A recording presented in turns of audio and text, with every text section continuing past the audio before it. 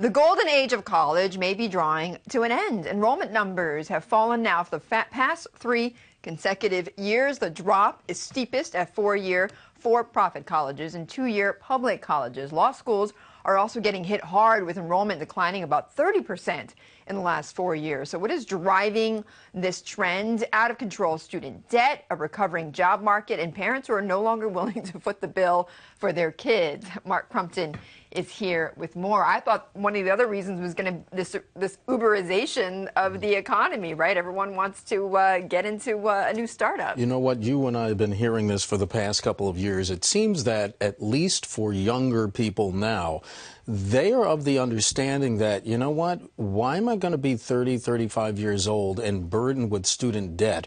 Why don't I get a job now? Because you can always go to college after you've worked for 5, 6 years and maybe saved up enough money to pay for your own education, as opposed to having your parents.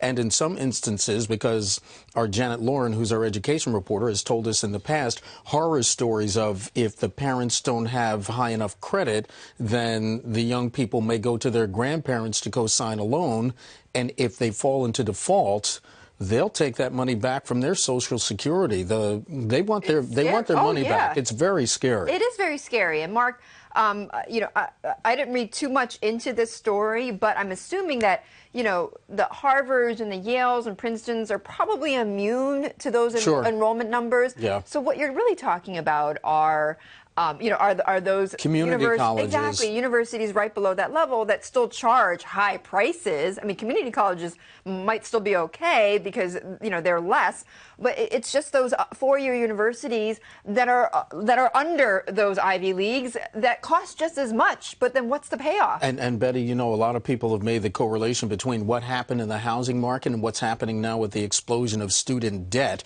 because that in and of itself is causing a bubble, highest levels ever.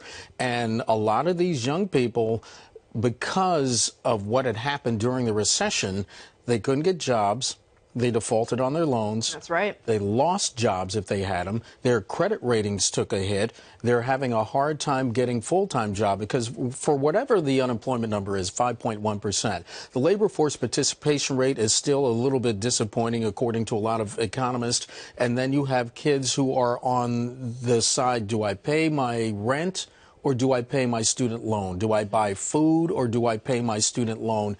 It's a non-virtuous cycle, and it seems that in Washington, a lot of folks don't seem to want to talk about it, tackle it, or try to find solutions to it. And that's pretty bad. Well, it's a presidential election year, too.